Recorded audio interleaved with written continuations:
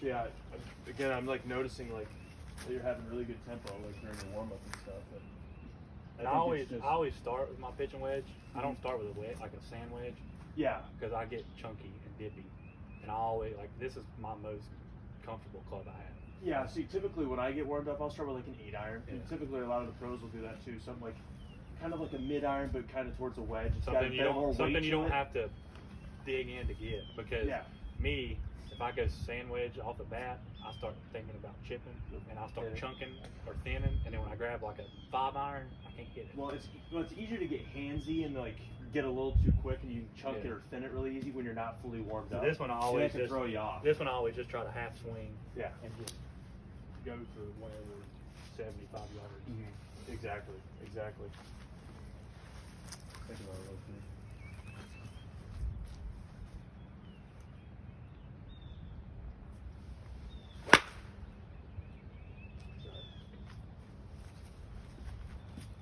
Do you always typically like play like your irons like more towards the middle, kind of towards the front of your stance, or do you kind of play a little bit towards the back?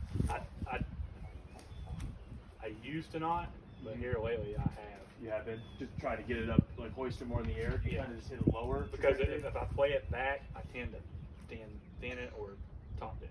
Thin it or top it. Really? Yeah. Interesting.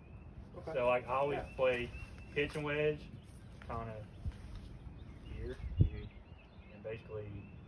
So you're kind of just scooping underneath. Basically, my 7, 8, 9, I play dead middle.